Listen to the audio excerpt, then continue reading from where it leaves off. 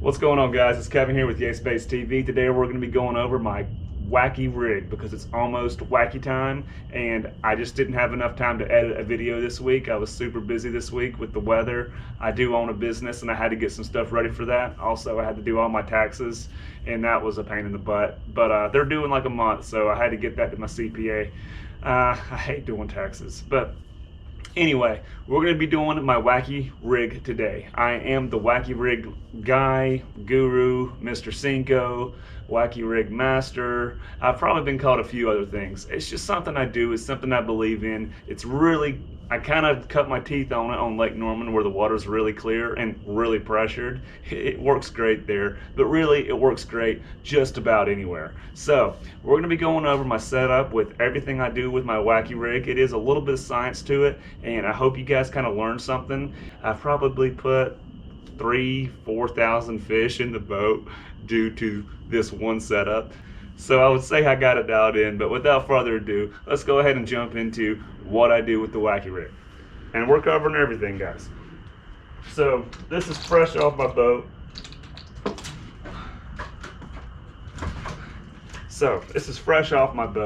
For starters, I use a medium light 7-foot fast action rod. That medium light, I'm telling you guys, is nasty with the wacky rig. Sensitivity isn't a thing you really need with the wacky rig, but it does help going over a limb or something when with some rods you would think it's a bite, but with this one you can kind of tell when it's a bite and when you're just going over something. And when you're throwing an open hook like I do, knowing when you're going over something is very vital to not getting hung up, which I still do plenty of times, but I have a system for that as well. Anyway, I use the St. Croix Triumph 7-foot medium light fast action rod. It's hands down it's the only rod I need for this. I mean, yes, I could upgrade, but there's just no sense in it at all. This rod's perfect. I even have a spare one. So yes, I mean, I have plenty of better rods. I even have better spinning rods, but this is all you need for the wacky. It just really doesn't get much better, and a medium light is awesome. So right now, I have a Shimano Sedona 2500 series. I will be switching to a Tatula here pretty soon. I have one ready to go. I just haven't put it on yet. I've caught so many fish on this one reel. I feel like going into the next season, I might want to go ahead and replace it because it's got its work. I mean, this should be set up as a trophy in my display case inside because, I mean, this reel has been good to me. I have no complaints. But you are going to see me running a Tatula this year, 2500 as well. As far as my line goes, I've really been, Suffix 832, I believe it's what it's called, 20-pound test has been my go-to for the past couple months, and I don't see myself going back to Power Pro or Bass Pro Shop Hyperbred, which are both good. But for some reason, I just really like this Suffix. I don't know why, and I can't explain it to you guys at all, but it just works, and I like it, and that's probably what I'm going to be using all year long. So, I tie a leader to that 20-pound braid.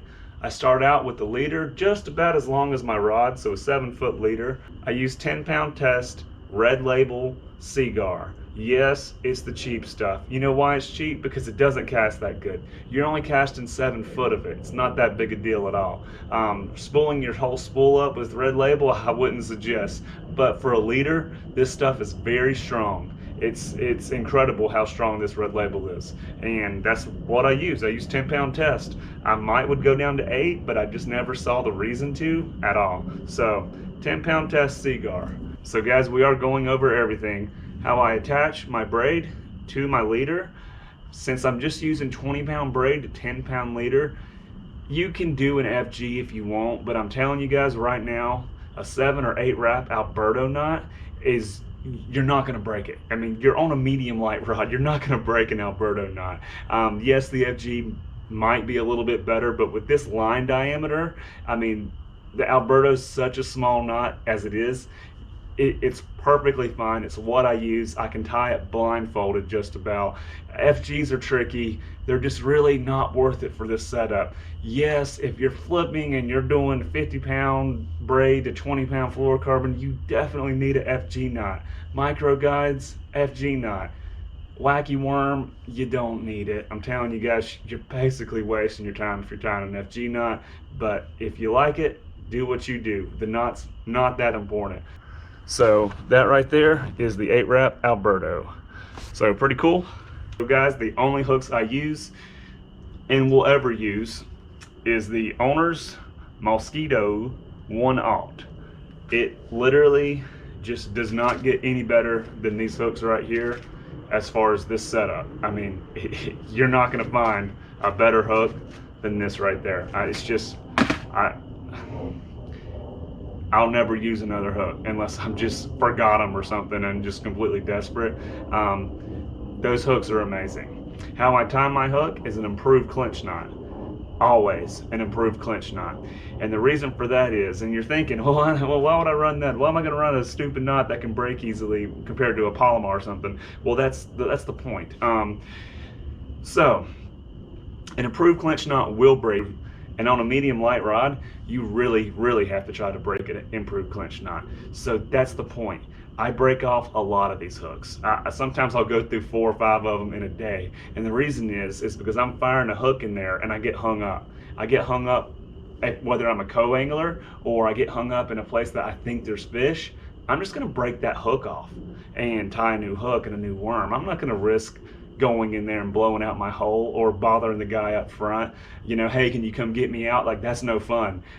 Trust me, I've been there. No fun. So breaking that hook, you're like, oh, I can break a Palomar knot. Yeah, the thing about a Palomar knot is they're really strong. Everybody knows that. And when you try to break that Palomar knot, 9 times out of 10 you're gonna break your leader. Well, then you're stuck tying a new leader rather than just a new hook.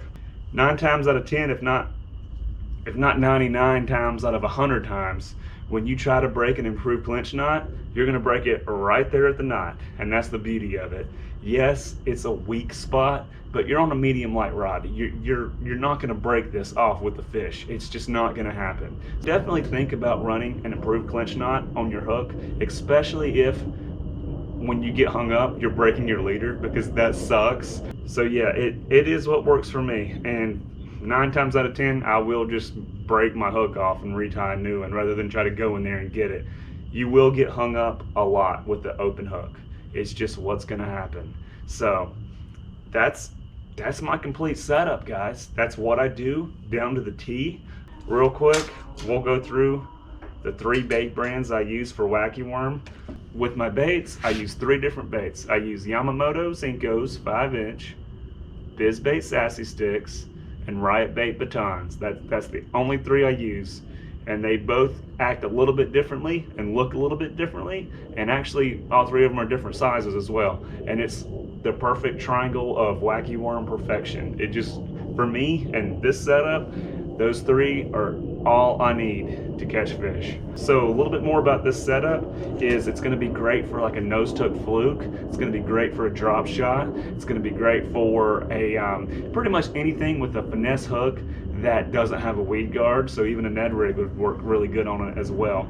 But with this hook right here, the hooks I just showed you, a nose hook fluke, you can take that worm off, put a nose hook fluke on there in about 2 seconds and give a complete different presentation. As far as those nose hook flukes, you can almost fish them like you can a Wacky worm as well. And I've been able to get a lot of fish like that too. So it's like you're Wacky worming with a nose hook fluke.